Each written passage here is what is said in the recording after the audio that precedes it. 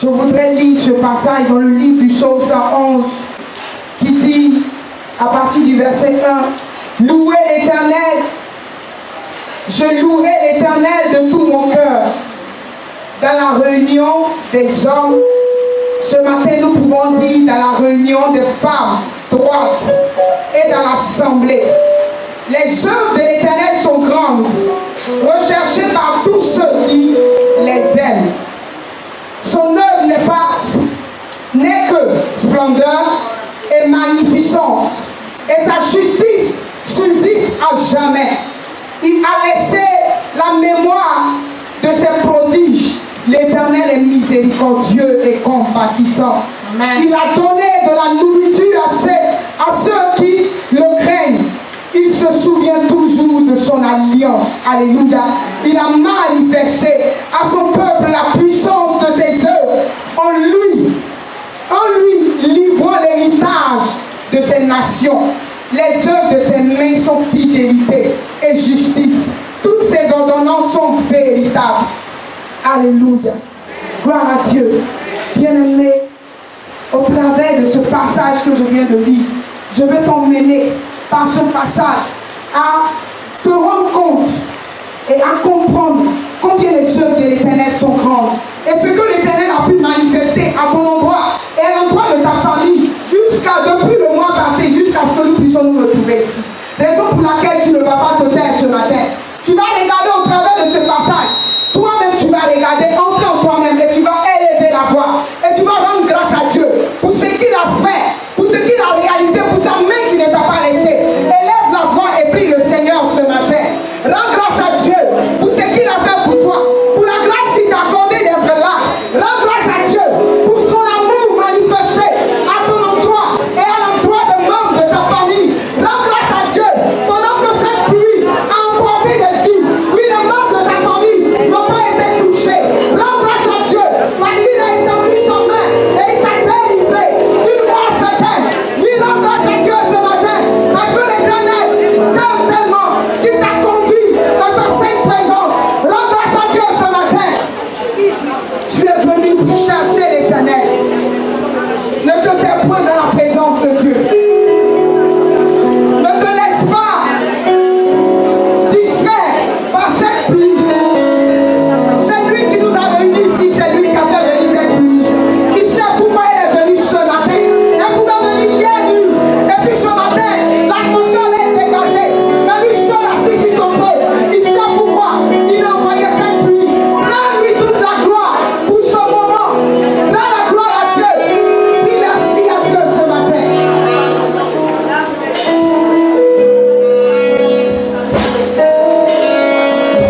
Alléluia. Alléluia. Rends grâce à 25. C'est là que le Seigneur nous a conduits afin que nous puissions y tirer des conseils qui vont nous permettre de sauver nos vies. Amen. Amen. 1 Samuel, le chapitre 25, les versets 1 à 44. Le passage est long, je vais essayer de le résumer. Et à la maison, chacune d'entre nous va pouvoir le relire. Ce passage nous parle de David qui à un moment donné a apporté son soutien à un monsieur dont le nom est Nabal. Nabal est un monsieur fortuné qui possède assez de biens. Et il s'est trouvé que David étant dans le désert, il a eu un besoin à un moment donné, besoin de nourriture, besoin d'eau pour lui et ses bergers. Il a vu les bergers de Nabal et il a trouvé tout naturel de se retourner vers eux afin qu'ils aillent voir leur maître pour lui donner de l'eau et de la nourriture. Et les serviteurs de David ont été mal reçus. Ils ont été chassés avec mépris par Nabal. Ce qui a entraîné une colère de la part de David qui a résolu d'exterminer toute la maison de Nabal. De tuer tout le monde, de ne rien laisser de ce qui concerne Nabal. Et il y a un de ses serviteurs qui, tout affolé, a couru vers la femme de Nabal, Abigail, et lui a apporté l'information. Cette dernière s'est précipitée vers David, le suppliant de faire grâce. Et Dieu merci, sa prière a été exaucée. Donc c'est un peu résumé ce passage-là que vous pourrez lire en intégralité à la maison. Donc dans ce passage ici, nous voyons la menace qui pesait sur Abigail et sa maison. La menace d'extermination, la menace de mort de sa vie et de tout ce qui la concerne, de sa vie et de tout ce qui lui est cher. Et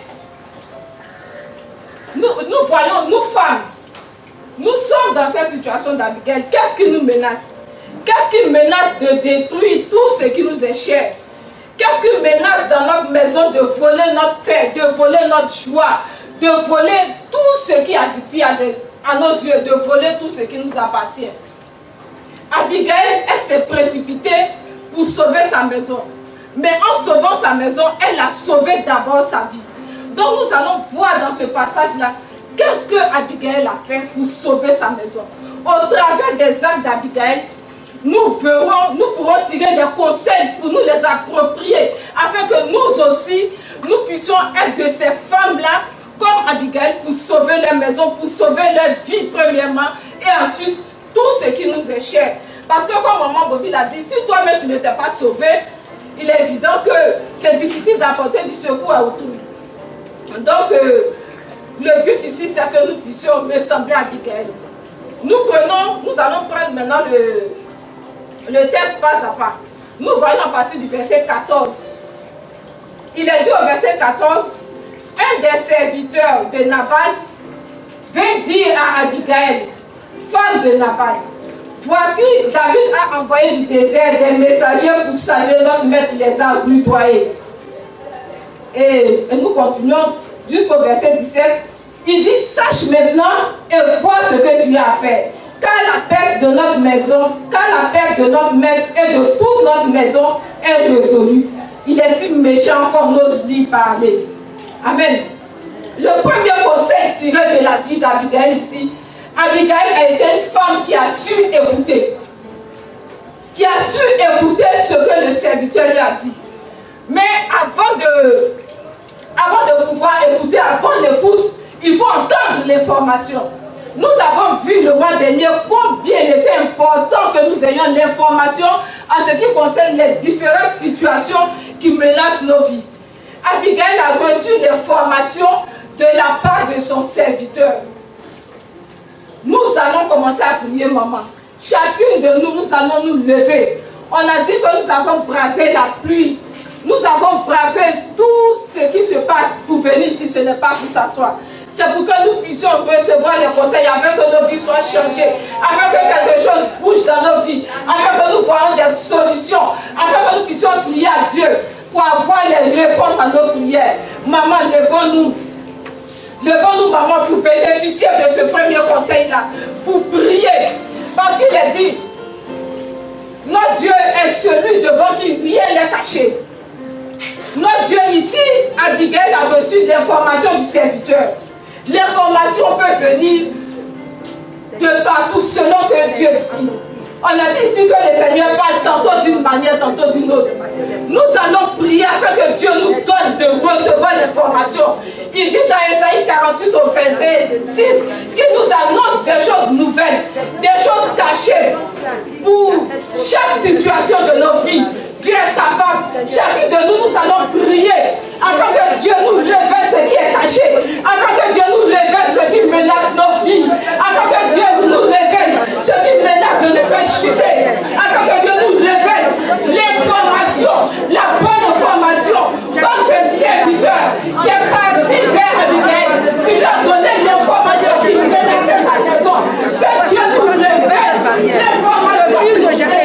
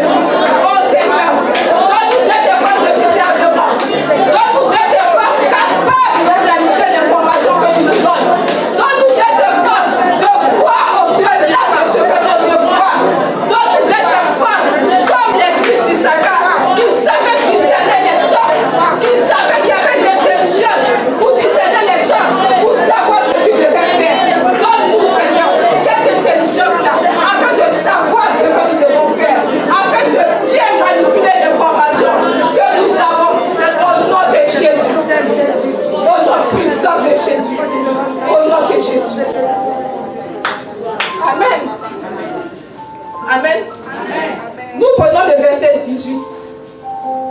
Au verset 18, il est dit, Abigail prit aussitôt 200 pains et d'autres choses. Et au verset 19, on dit, elle dit à ses serviteurs, passez devant moi. L'information, nous l'avons reçue. Nous avons su comment discerner ce qui nous concernait. Qu'est-ce qu'il faut faire maintenant de l'information que nous recevons? Il faut se lever, maman. Abigail était prompte. Abigail était une femme réactive. Abigail était une femme d'action. Le conseil que nous pouvons tirer là, c'est que nous devons être des femmes d'action. Amen. Nous devons être des femmes, comme on dit, proactives. Des femmes proactives, des femmes de réaction. Pas des femmes qui attendent, mais nous devons être des femmes de réaction. Amen. Chacune va prier. Demander à Dieu qu'elle soit une femme d'action. Qu'elle soit une femme d'action. Une femme qui agit comme Abigail. Face à l'information reçue, elle ne sait pas lamenter. Face à l'information reçue, maman prie, elle ne s'est pas plainte. Face à l'information reçue, elle n'a pas couru de gauche à droite. Mais face à l'information reçue, elle s'est levée promptement pour aller faire ce qu'elle devait faire. Que nous soyons des femmes d'action, des femmes de réaction, des femmes qui réagissent rapidement, des femmes qui ne sont pas passives, des femmes qui ne se laissent pas aller au désespoir.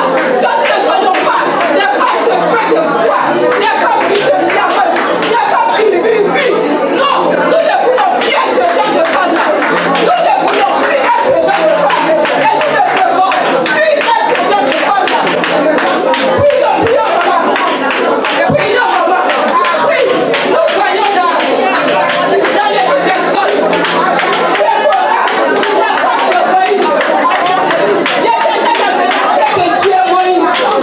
Mais c'est pour rapidement. Elle a circoncis son fils. Elle a jeté la peau au pied de Moïse. Elle a sauvé la vie de Moïse. Pas sa rapidité, c'est pour sauver son mari. Pas sa rapidité, c'est pour sauver sa vie. Que nous soyons des femmes d'action. Que nous soyons des femmes rapides. Des femmes qui réagissent rapidement. Ne soyons pas des femmes paresseuses. Nous allons recevoir encore ici une ambassadrice de l'Éternel. Moi, personnellement, je l'appelle la très très révérende. À la personne de maman Akounze. On acclame le Seigneur pour la recevoir. Alléluia. Que le nom du Seigneur soit béni.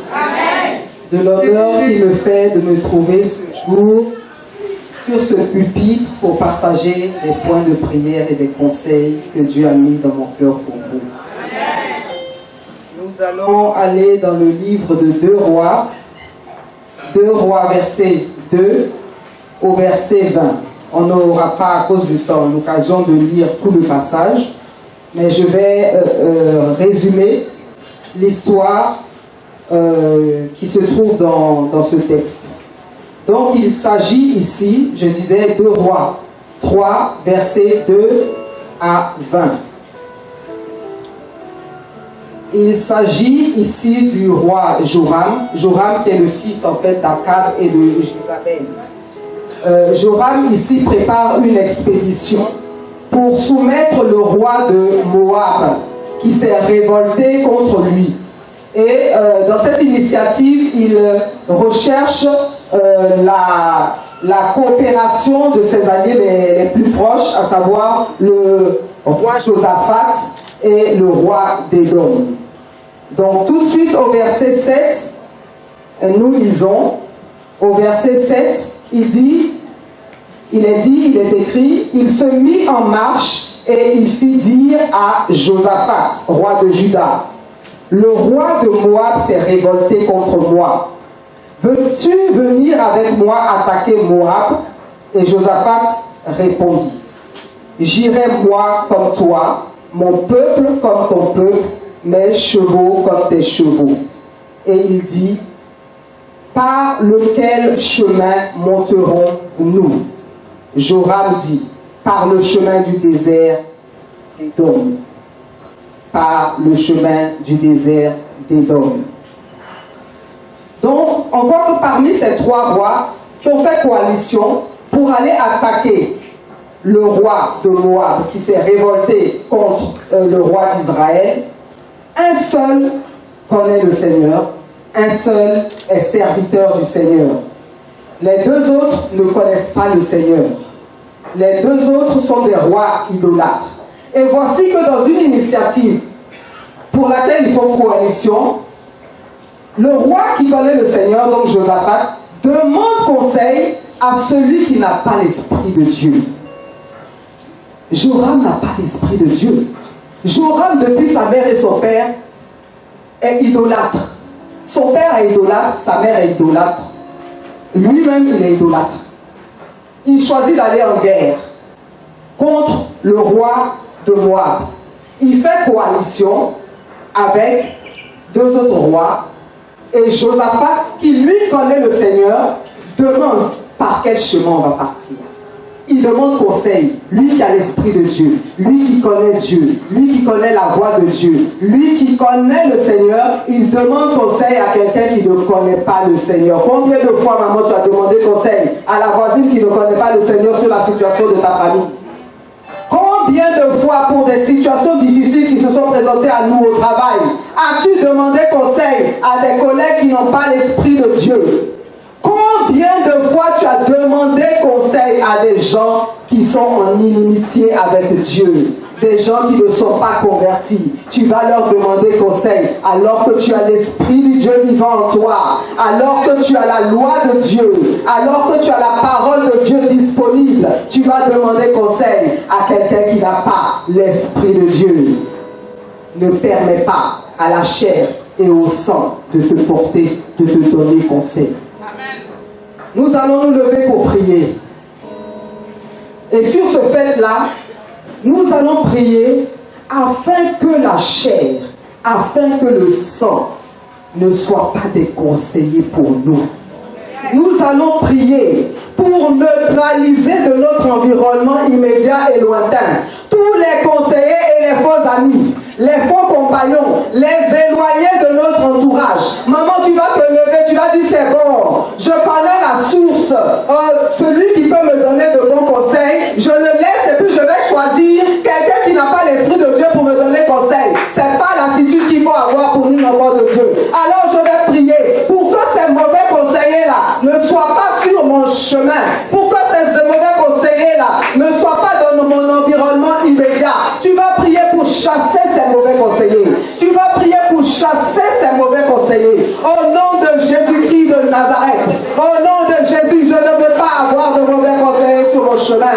Je ne veux pas avoir de mauvais conseillers sur mon chemin. Je ne veux pas avoir de mauvais conseillers sur mon chemin. Je ne veux pas que les mauvais conseillers s'attachent à ma vie. Ils ne doivent pas s'attacher à ma vie. Ils ne doivent pas s'attacher à ma vie. Ils ne doivent pas me donner de conseils au sujet de mes enfants. Ils ne doivent pas me donner de conseils au sujet de mon époux. Ils ne doivent pas me donner de conseils au sujet de mon travail. Sur ce que je dois faire, sur l'avenir de mes enfants. Je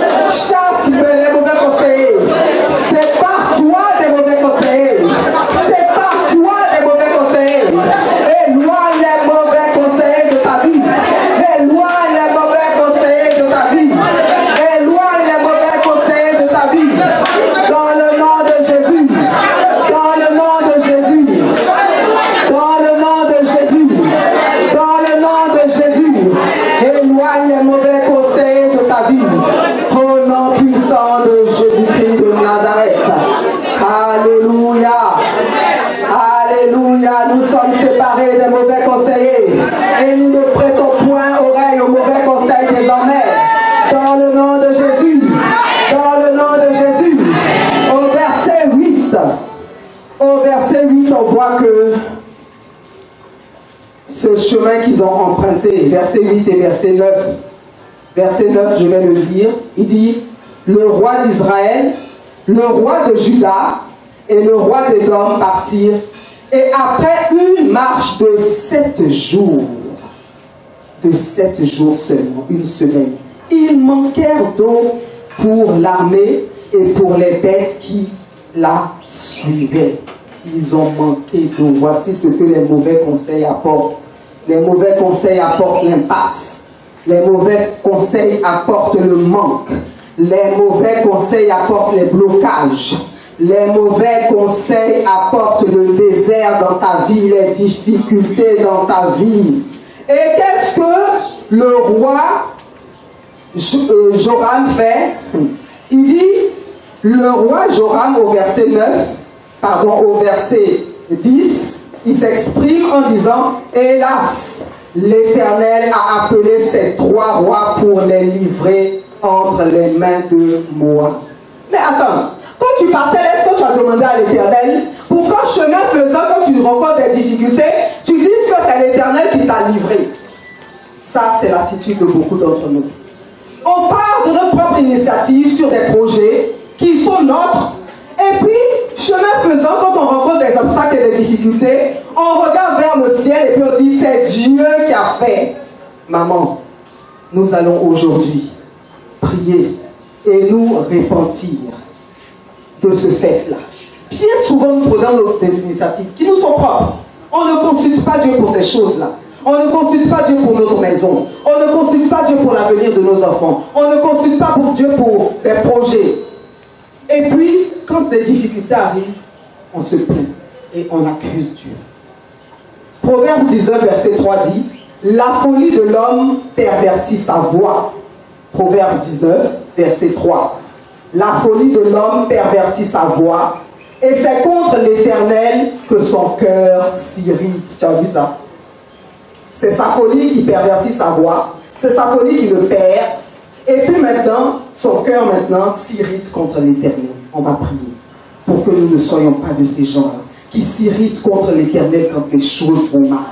On va dire, Seigneur, nous ne voulons pas nous irriter contre toi. Quand de notre propre initiative, nous choisissons de suivre un chemin.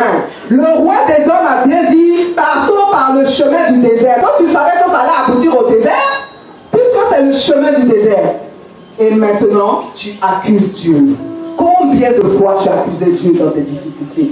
Combien de fois tu as crié et tu as accusé Dieu pour tous les problèmes que tu as rencontrés?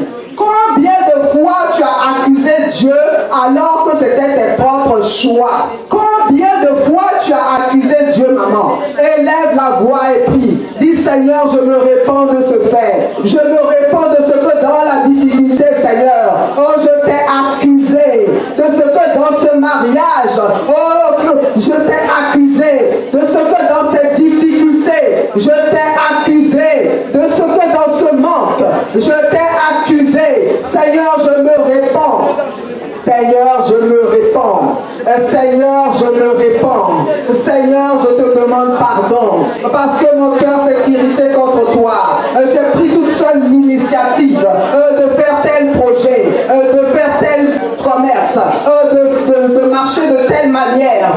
J'ai pris toute seule l'initiative de me comporter de telle manière dans le foyer. Et quand ça ne va pas, j'ai dit, mais Dieu est où? J'ai dit, mais Dieu, qu'est-ce que tu fais? Mais Dieu, pourquoi tu me laisses dans cette situation? Comment tu peux permettre que ces choses arrivent? Oh, alors que je te connais. Seigneur, comment tu as permis qu'une telle chose arrive dans mon foyer? Comment tu as permis qu'une telle chose arrive sur la vie de mes enfants? Alors que je ne t'ai pas consulté au départ. Seigneur, je t'ai accusé. Je veux te demander pardon. Je veux te demander pardon. Je veux te demander pardon. J'ai commencé un commerce. Je ne t'ai pas consulté. Maintenant, les choses s'ébranlent. Maintenant, les choses se renversent. Et moi, je t'accuse. Seigneur, je te demande pardon. Pardon pour cette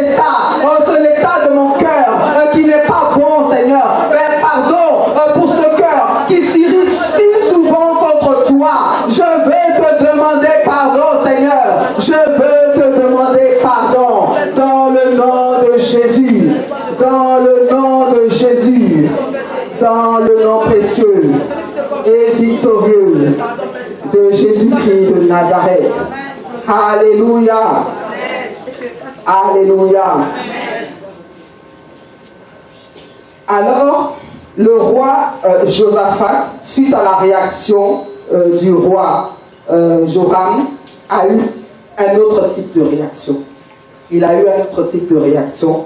Il est dit au verset 11, mais Josaphat dit, n'y a-t-il aucun prophète de l'Éternel? Il n'y a-t-il aucun prophète de l'Éternel par qui nous puissions consulter l'Éternel? Voici sa réaction. Il se tourne maintenant vers Dieu. Maintenant que tout est gâté, il se tourne maintenant vers Dieu. Il cherche la face de l'Éternel. Il cherche la face de l'Éternel. Nous allons, et je veux que nous prenions le psaume 23, verset 1. Ce psaume dit, psaume 23, verset 1, ce psaume dit, l'Éternel est mon berger et je ne manquerai de rien. Ça, c'est mon interprétation. Je suis sûr que, comme ça chauffait, Josaphat s'est souvenu que l'Éternel, en fait, était son berger et que, normalement, il ne devait manquer de rien. Il se souvient. Il dit, mais il n'y a pas de prophète pour qu'on puisse nous montrer la bonne voie. Nous allons prier afin qu'en toutes circonstances, nous ayons le réflexe de consulter l'Éternel dans toutes nos initiatives, que nous ayons le réflexe de consulter l'Éternel et que nous nous laissions conseiller par ceux qui ont la parole de Dieu en nous, par ceux qui ont l'Esprit de Dieu en nous, que nous puissions nous attacher à ceux qui ont l'Esprit de Dieu en nous. Alléluia. Donc tu vas te lever. Si tu t'étais attaché au mauvais conseiller, dis au Seigneur aujourd'hui, je veux changer de voie comme Josaphat. M'attacher aux personnes qui ont l'Esprit de Dieu et la parole de Dieu en eux. Élève la voix et prie. Dis Seigneur, trie mes connexions. Seigneur, trie mes connexions. Et Seigneur, donne-moi de pouvoir m'attacher aux personnes qui ont ton esprit. Attire à moi des personnes qui ont ton esprit. Oh, trie mes connexions. Le Seigneur est capable d'attirer à toi les personnes qu'il faut pour te donner le conseil qu'il faut. Le Seigneur est capable d'attirer à toi les personnes qu'il faut pour le conseil qu'il faut et pour la circonstance qu'il faut. Alors tu vas prier pour tes connexions. Dis Seigneur, connecte-moi aux bonnes personnes. Connecte-moi aux personnes qui ont ton esprit. Connecte-moi aux personnes qui ont ta parole. Connecte-moi aux personnes qui ont le potentiel qu'il faut pour résoudre mon problème. Connecte-moi aux bonnes personnes. Je veux de bonnes connexions, Seigneur. Je veux de bonnes connexions, Seigneur. Je veux des connexions qui vont me permettre d'aboutir à de bons résultats. Je veux des personnes qui vont me permettre d'aboutir à de bonnes solutions. Je veux des personnes qui vont me permettre de m'élever au prochain niveau. Je veux des personnes qui vont me permettre d'aboutir au succès. Je veux des personnes qui vont me permettre d'avoir de l'impact. Seigneur, trie mes connexions. Seigneur, donne-moi de bonnes connexions. Seigneur, donne-moi de m'allier à de bonnes personnes. Oui, prie pour tes connexions. Tu as besoin de bonnes connexions. Tu as besoin de bons conseillers. Tu as besoin de personnes qui t'accompagnent dans ton initiative ou dans tes projets. Tu as besoin de bonnes connexions. C'est pourquoi tu vas prier pour tes connexions. Tu vas prier pour tes connexions. Tu vas prier pour tes connexions. Que le Seigneur t'apporte des personnes ressources. Que le Seigneur t'apporte des personnes disposées et disponibles pour t'accompagner véritablement dans ton projet, pour t'accompagner dans ton foyer, pour te donner le conseil qu'il faut. Oh, prie pour tes connexions. Prie pour tes connexions. Prie pour tes... Tu établis ces connexions pour nous. Prie pour tes connexions, maman, c'est important. Tu ne vas pas t'attacher à n'importe quel ami. Tes enfants ne vont pas s'attacher à n'importe quel ami. Dans ton travail, tu ne vas pas avoir n'importe quelle collaboration. Tu ne vas pas avoir n'importe quel collaborateur. Quand tu vas faire aimer tes projets,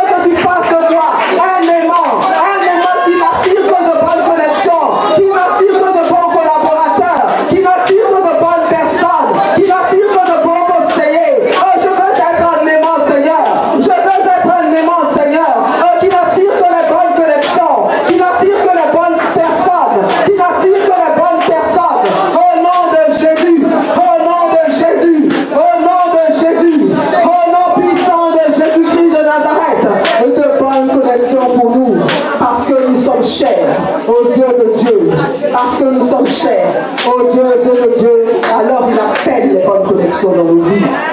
Il appelle de bonnes connexions dans nos vies. Dans le nom de Jésus. Dans le nom de Jésus. Alléluia. Amen. On va partir au verset 14. Verset 14. Les trois rois arrivent donc au niveau d'Élysée. Donc, ils cherchent un prophète sur la proposition de Josaphat. Et il lui a indiqué un prophète en la personne de Josué. Donc, ils prennent le chemin et ils arrivent vers Élysée, pardon. Ils arrivent vers Élysée.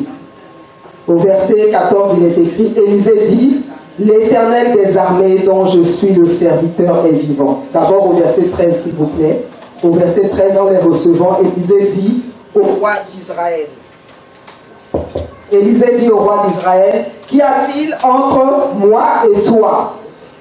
En parlant au roi Joram. Il parle à Joram, dès qu'il voit Joram arriver, il lui pose la question. Qu'y a-t-il entre toi et moi? Parce qu'il sait que Joram ne craint pas l'Éternel. Donc là, Dieu met une nette distinction. Il fait une séparation. Il fait une nette distinction entre ceux qui lui appartiennent et ceux qui ne lui appartiennent pas. Et nous qui lui appartenons, nous devons faire attention à ces choses-là pour garder pur notre témoignage. Josaphat a gardé pur son témoignage, bien qu'à un certain moment, il s'est laissé influencer par l'autre roi, mais il a gardé pur son témoignage. C'est pourquoi, au verset 14, il est dit qu'Élysée dit, l'Éternel des armées dont je suis le serviteur est vivant, si je n'avais égard à Josaphat, roi de Juda.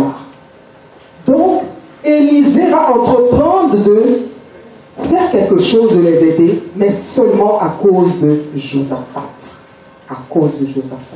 Est-ce qu'une femme peut garder pur son témoignage en manifestant la foi? Est-ce qu'une femme peut garder pur son témoignage en manifestant de l'amour, de la charité? Est-ce qu'une femme peut garder pur son témoignage afin que sa maison soit sauvée? Afin que sa maison soit sauvée. Tout le monde peut être impur autour de toi. Tout le monde, les gens peuvent ne pas connaître le Seigneur dans ta maison. Mais à cause de toi, à cause de Josaphat, ils ne sont pas morts dans le désert.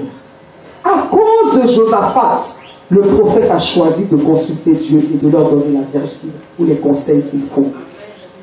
Est-ce qu'à cause de toi, ta maison peut être sauvée? À cause de ton témoignage, à cause du témoignage que tu portes, ta maison peut être sauvée.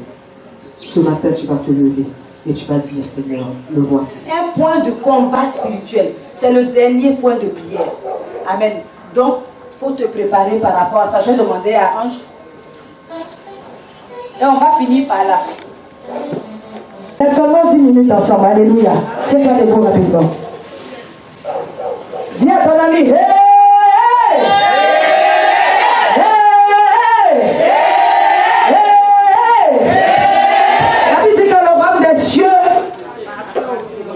Merci. La Bible dit que le royaume des cieux, le voleur ne vient que pour dérober, égorger et détruire. Amen. Quelqu'un est là? Amen. Mais moi, je suis venu afin que les brebis aient la vie et qu'elles soient dans l'abondance. Alléluia. Amen. Tu vas dire à Satan que toi, tu ne mourras pas. Amen. Est-ce que quelqu'un m'entend? Hey, tu vas dire je ne mourrai pas. Mon foyer ne mourra pas. Mes projets ne mourront pas. Mes enfants ne mourront pas. Maman, je ne veux pas que tu t'assoies. Kerebo, Shitarabo. Maintenant, tu vas commencer à prier. Commence à prier. Je ne mourrai pas. En bas de je ne mourrai pas. Je ne mourrai pas. Oh, Saka.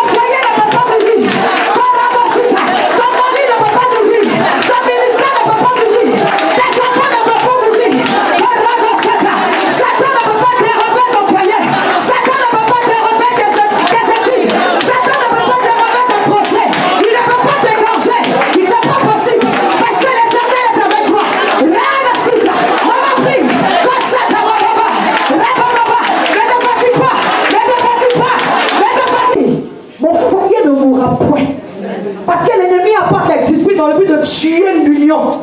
Alléluia. Je ne mourrai point. Mes enfants ne mourront point. Je vivrai. Et je raconterai les œuvres de l'Éternel. Il a dit, maman, il faut t'arrêter comme ça. Tu vas appeler la vie, fais comme ça. Hey! Tu vas appeler, hey! Hey! Quelque chose se passe, le ciel est, le spirituel est disponible. Alléluia. Quelque chose se passe. Dis, hey! Chakadabasuta. Tu vas appeler la vie dans chaque moment de ta vie. Commence à prier. Commence à prier. Commence à prier. Proclame la vie. La vie, la vie, la vie. Repesete. Rapapapa. Lelalabose. Mahadababa. Melebo. Rapapapa. Kerebo. La vie, la vie, la vie. Appelle la vie de ton foyer. Chatanababa. Appelle la vie de chaque moment de ta vie. Kerebelebele. Rabosota. Appelle. Ledadadabosota. Rabolabababababa. On prie, on prie, on prie, on prie. On ne se fatigue pas. On ne se fatigue pas. Quelque chose se passe dans le ciel. Quelque chose se passe. Le Saint-Esprit est en train d'exaucer les prières. Redescente. Retekerebo. Rabababa. Rabababababa. Shindelabasuto. Appelle la vie de ton foyer. Appelle la vie de chaque moment de ta vie. Tes enfants ne mourront pas. La vie, la vie, la vie. La vie, la vie, la vie. La vie, la vie, la vie. Korebosata. Yendelebosete. Rabosoto. Kerababababa. Rabababababa. Rabababababa. Shekerebe. On prie, on prie. Rababababa. Koretesete. Remaladabo. Rabababa. Korebelebebebe. Mashatarabo. Rayon de l'ombre. Marion de la Bosuta. Makataba. Mokotobosute. Yendelebe. Lebelebe. Lerababababa. Rabababababa. Rabababababa. Rebababababa. Kerebelebe. Rio de Santa. Rabashente. Rakatabasata. Rebabababa. Yeah! Reboyatariboladabo. Ne te fatigue pas, ne te fatigue pas, ne te fatigue pas. On ne se fatigue pas. On ne se fatigue pas. On ne se fatigue pas. Il reste quelques minutes, on ne se fatigue pas. Commence à prier. Commence à prier. Prie, prie, prie, prie. Prie, prie, prie. Laros, Taraba. Yendelebo. Shakatabakatabo. Marebelebo. Yendelebo. On va la main, on va la main, on va la main, on va la main. Rabababababa. Rabababababa. Rabababababa. Shetelebelebe. Rakalabasote. Rakotobosota. Yendelebe. Marobosande brokobosakabayota. Rayon de l'eau sota. Rabosenderiba. Au nom de La parole du 9, à partir du verset 32. Bon, je n'ai pas la même version, mais je lis dans la mienne. Pierre guérit est né. Pierre voyage dans tout le pays. Un jour, il va chez les croyants qui habitent à Lydda. Là, il trouve un homme appelé Aîné. Cet homme est couché sur son lit depuis 8 ans. Il est paralysé. Pierre lui dit, Aîné, Jésus-Christ te guérit. Lève-toi et fais toi-même ton lit. L'homme se lève tout de suite. Tous les habitants de Lydda et de Saron voient cela, alors ils se tournent vers le Seigneur. Donc ta guérison aujourd'hui sera source de témoignage pour ton voisin, pour toi-même. Maman, lève-toi. Si tu as un mal qui te paralyse dans le cœur, dans le corps, dans les membres, lève-toi. De la manière dont Pierre s'est adressé à Aîné, ce matin, Jésus-Christ s'adresse à toi. Jésus-Christ est le Dieu des cas impossibles. Ce qu'il peut faire, tu ne peux pas l'imaginer. Le temps est court. Si chaque femme voulait raconter le témoignage que Dieu fait pour elle, on n'allait pas finir. Mais Dieu, il guérit. Mon Dieu, celui en qui je crois, celui qui a dit à la terre existe et elle fut, c'est ce Dieu-là même qui t'interpelle ce matin, parce qu'il peut faire au-delà de ce que tu peux imaginer. Et il va le faire si tu le crois. Maman, tu vas mettre la main là où tu souffres. Et pendant que je prie, tu vas prier aussi avec moi, avec tous les points de prière que les mères en prière précédente ont dit. Tu vas te baser sur la parole de Dieu. Oui, Seigneur Jésus, tu as guéri Aîné. Vous-même, vous connaissez Pierre. Vous savez qu'il a réuni Jésus 3 fois. Mais le Saint-Esprit qui restaure, qui répare, quand il a compris la faveur et la grâce que Dieu lui avait fait en rencontrant Jésus-Christ, là maintenant, le Saint-Esprit a agi en lui et il a fait de grandes choses. Donc tu vas mettre la main là où tu souffres et tu vas prier. Pendant que je prie, aider des mères en prière, nous allons tous élever la voix pour crier à Dieu, pour celles-là même qui sont debout, afin que la prochaine fois, vous viendrez rendre témoignage du grand Dieu puissant et fort que nous avons. Élevons la voix. Oh Seigneur, merci. Merci Père éternel. Pierre l'a dit, qu'il n'a ni or ni argent, mais celui-là. Lève-toi et marche. Je veux t'apporter toutes ces femmes, Seigneur, qui sont devant toi. Seigneur, tu connais le mal, parce que toi, tu sondes les cœurs et les reins.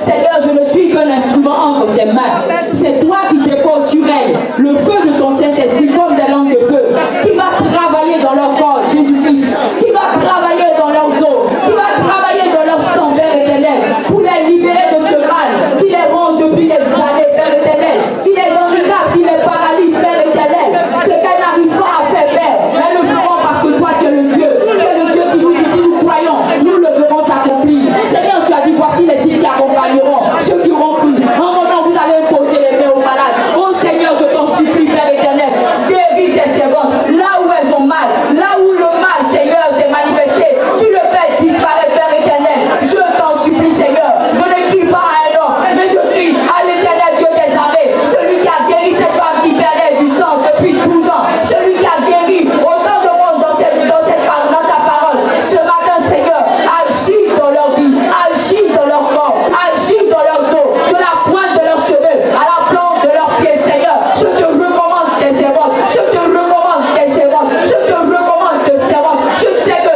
tu es le Dieu qui agit, je crois que tu es le Dieu qui agit et tu feras dans leur vie. Délivre-les, Seigneur mon Dieu. Si ce mal est ici, Père, nous faisons un retour à l'envoyeur au nom de Jésus-Christ de Nazareth. Père, si ce mal est charnel, je te demande pardon pour leur vie. Ne regarde pas, Seigneur, à ce qu'elles ont fait ou à ce qu'elles ont dit, mais Seigneur, que la puissance de ton Saint-Esprit soit en action dans leur cœur, soit en action dans leur corps, soit en action dans leur vie, soit en action dans leur vie. Je te le demande au nom de Jésus. Je te le demande au nom de Jésus. Je te le demande au nom de Jésus. Et comme Jésus-Christ, tu l'as fait pour Aîné, fais-le pour toutes ces femmes qui croient. Elles croient en toi, raison pour laquelle elles se tiennent debout. Elles croient en la puissance de ton nom, qui fait des miracles, qui fait des miracles, qui fait des miracles, qui fait des miracles. Seigneur, fais-le, afin que nous puissions rendre témoignage de toi, je le crois, et je sais que tu agis maintenant dans leur corps, tu agis maintenant dans leur corps, tu agis maintenant dans leur vie, tu agis maintenant dans leurs os, tu agis maintenant dans leur sang,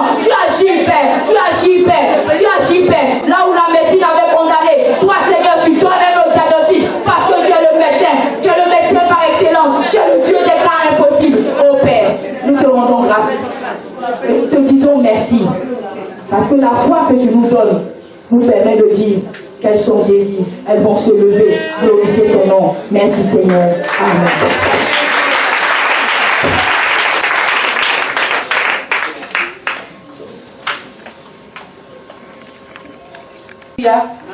On a commencé Mère en prière, on a commencé en Badon. Donc on va dire le mouvement, la tête de Mère en prière en Badon. Mais on a commencé une cellule, les cellules que nous on appelle des ambassades, on a commencé à Yopougon. Je ne sais pas si tout le monde, qui ne vient pas de Yopougon ici? On voudrait, qui ne vient pas de Yopougon, voilà. On voudrait avoir des ambassades partout, dans les communes d'Abidjan. Alors si une femme est ici, qu'elle a envie de recevoir Mère en prière chez elle, elle peut venir vers nous après pour nous donner son contact, pour qu'on puisse s'entretenir avec elle, pour qu'elle puisse recevoir Mère en prière. Et on va voir ensemble comment organiser pour que des réunions de prière se tiennent avec elle, qu'elle puisse organiser des réunions de prière, qu'on puisse former les femmes, qu'on puisse vous accompagner jusqu'à ce que vous vous preniez en charge. Amen. Il faut plusieurs points de prière dans toutes les cellules d'Abidjan. Aujourd'hui, à Yopougon, est-ce que Yopougon est là? Yes!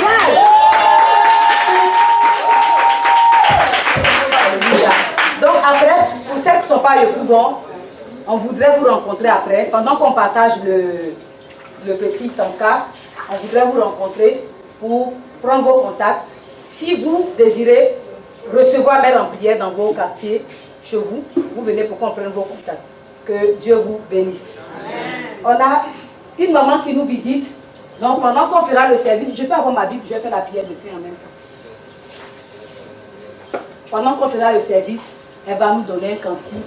C'est une maman qui a été invitée et qui veut apporter son joyeux service aussi pour le Seigneur. Amen.